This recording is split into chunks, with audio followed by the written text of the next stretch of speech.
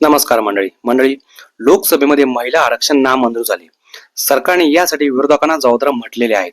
तसेच भाजपमधील अनेक नेत्यांनी असं पण म्हटले आहे की विरोधकांचा पहिल्यापासूनच महिला आरक्षणाला विरोध होता, असा गंभीर आरोप त्यांच्यावरती केलेला आहे.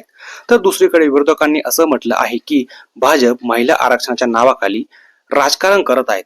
अशातच आता सोलापूर काँग्रेसच्या खासदार प्रणिती शिंदे यांनी काल पत्रकार परिषद घेतली व भारतीय जनता पक्षावरती मोठा आरोप केला. प्रणिती शिंदे या असं म्हणाल्या की भाजपला निवडणुका महत्वाच्या आहेत. त्यांना देशाच्या अखंडतेची काही देणं घेणं नाही. त्यांना उत्तर आणि दक्षिण वेगळं करायचं आहे. आज महाराष्ट्रामध्ये महिला असुरक्षित आहेत. यांनी काँग्रेसवरती आरोप केला की महिलांना हे संरक्षण देत नाहीत. मात्र यांच्याच काळामध्ये महिला किती सुरक्षित आहेत हे सर्वांना माहिती आहे. हे कोणाला सांगायची गरज नाही, असा गंभीर आरोप त्यांनी भारतीय जनता पक्षावरती केला.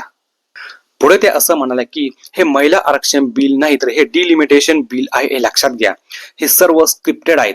म्हणजे 2/3 मेजॉरिटी असून देखील महिला आरक्षण मिळणार आहेत हे माहीत असून देखील ते महिलांच्या भावनांशी का खेळला, असा प्रश्न देखील त्यांनी पत्रकार बांधवांशी बोलताना विचारला. पुढे प्रणिती शिंदे असं देखील म्हणाल्या की 2024 मध्येच महिला आरक्षण आणा अशी मागणी यांनी केली होती.